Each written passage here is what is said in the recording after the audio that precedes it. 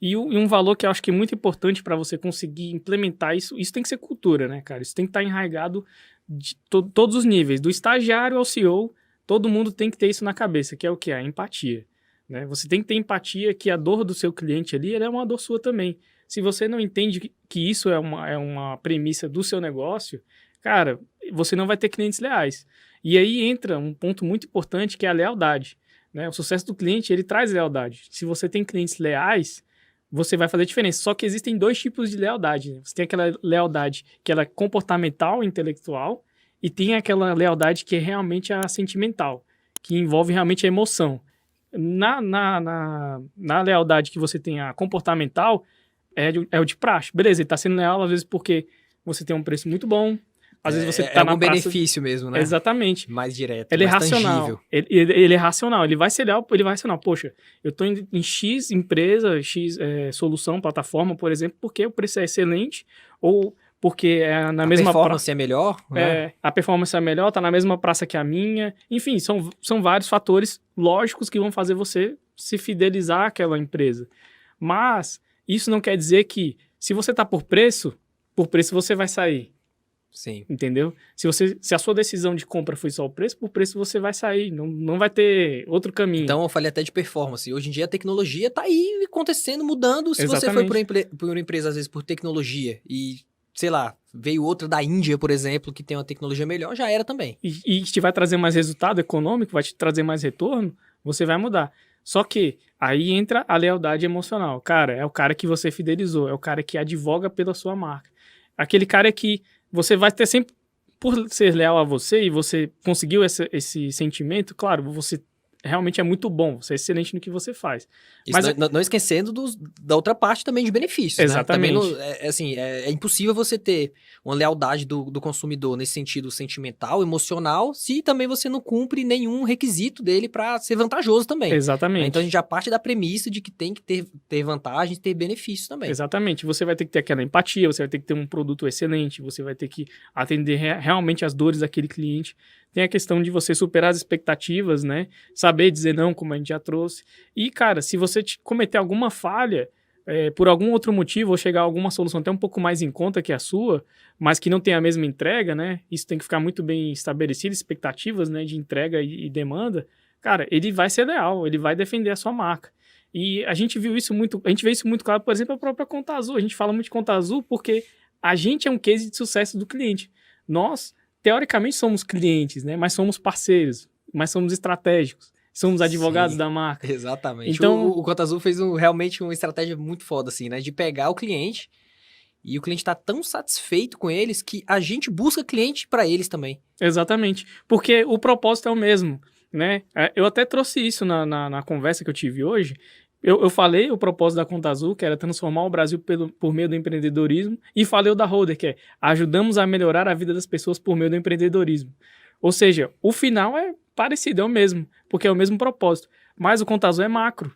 O Conta Azul é Brasil. A Holder, ela é micro. Ela vai estar Brasília, Goiânia e outras cidades que a gente vai atender. E entrando até um pouquinho mais, né, que fala da Conta Azul e da Holder, ajudar o empresário no sentido, às vezes, de basicamente gestão financeira. É o começo, né? É o começo. E estamos apenas no começo, né? Exatamente. Estamos apenas no começo. Se o empresário ele começa a entender mais dos números dele, a gente já cai aquele número lá drástico de fechamento de empresas, que, sei lá, 1 milhão das empresas não duram os primeiros anos. A grande maioria das empresas ela tem uma mortalidade muito alta, né? Nos primeiros 2 anos, inclusive, Exato. já tem uma taxa de mortalidade altíssima, né? E o que faz isso, cara?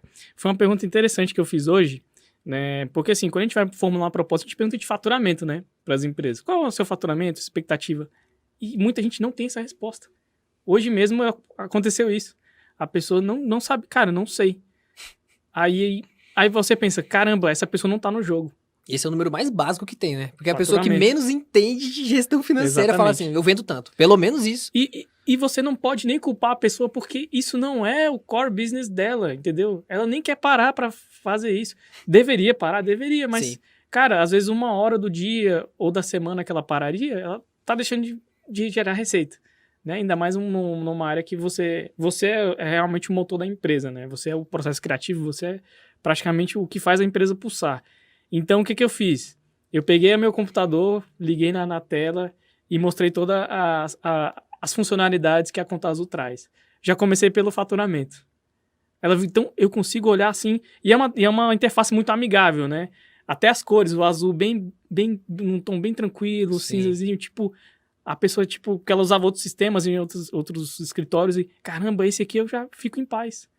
Eu consigo ver. Aí, você não precisa apertar nenhum botão, já aparece lá um gráfico, na tela de início, já aparece o gráfico com a evolução do faturamento. Então, você vê o olho da pessoa brilhar, cara. Você vê que, cara, esse é o propósito, esse é o sucesso do cliente, né? E a gente não fez nada de... Você pensa assim, a gente não programou, não desenvolveu nada. Exatamente. Né? A gente não correu atrás, o Conta Azul tem 450 funcionários. Não, a gente simplesmente tinha a solução, ouviu o cliente e resolveu o problema dele. Exatamente, é isso. E eu até conversei com a Vanessa, né, dar um abraço pra Vanessa, nossa consultora comercial aqui da Roder, e a gente conversando assim, cara, você viu como é que ela chegou? Tanto que ela tava nervosa, ela tava apreensiva, tava ela e o esposo dela, ela até o esposo tentando falar, ela não deixando o esposo falar, ela saiu numa paz, uma tranquilidade, cara. E você vê, poxa, quem diria que você ia sair de uma contabilidade como se tivesse ido pra uma terapia? Exato. Então, cara, eu até falei assim pro Rafa, eu falei, cara, tipo, eu não faço muitas reuniões, né, de prospecção de clientes. Nesse cliente especial, acho que foi um chamado de Deus, eu acredito muito nisso. Que eu falei, cara, eu quero atender essa mulher. Eu quero conversar com ela, eu quero entender. E, cara, eu me senti muito bem, né? Eu gosto muito de processos, eu sou o cara que formula, né? É o nerd. Eu sou o nerd da cadeira. Eu sou o cara que gosta de ter tudo muito certinho, de ser muito correto nos processos. O cara de criar a regra e tem um outro, né? O Rafael é o caga-regra. É o caga-regra. O CR. Tem o CS e tem o CR. É o caga-regra. Então, cara, foi uma experiência maravilhosa. Eu sempre conversei muito com os clientes, mas eu vi que, cara, é um ponto que eu não posso deixar de fazer. Hoje eu sou CEO da Roder, né? E tenho muitas ocupações, muitas reuniões, podcasts, inclusive, né? Parceiros que a gente tenta trazer até para validar essas dores dos clientes. E também, cara, parar para escutar o cliente também é bom, é uma reciclagem muito boa, sabe? Mas não nada do que você tá fazendo, né, tem sentido, se você não entende realmente o que o seu cliente quer. Ah, eu tô criando processo pra quem? Pra quê? Exatamente. Processo? Ah, eu tô treinando pessoas, eu tô desenvolvendo a equipe, beleza, mas equipe pra atender quem? Né? Então, assim, eu acho que o CEO da empresa, muitas vezes, tá? Ele acaba se perdendo por conta disso. Então, ele toma algumas decisões com base no que ele acha. E não do que ele realmente tem percepção, né? Exatamente. Então, às vezes, uma própria pesquisa de satisfação com o cliente. Por exemplo, no açaí tem lá na mesa, tem um QR Code na mesa. Então, assim, parece besteira, mas a gente recebe muito feedback que, cara, eu fico de cara. Eu falo assim, não, como assim? O açaí um exemplo, eu falo, cara... O açaí é um case sensacional. Exatamente. Por exemplo... Eu tava até analisando dados, né? Eu falava, cara, como assim que o açaí ninho com Nutella vende mais do que, sei lá, o açaí protein? Eu falei, cara, como assim? Se eu não escutasse meu cliente, às vezes eu faria uma campanha de venda do açaí que vende menos. Simplesmente por não escutar o cliente. Então, é muito massa isso, Augusto. Tipo, tu entender isso, né? De, participar das reuniões e tal. E não simplesmente ficar lá em cima achando que você sabe de tudo, tá tudo no seu controle. Mas beleza, tá no seu controle. Pra quê? Pra que você tá fazendo tudo isso? Qual o propósito? Qual o propósito? Com certeza.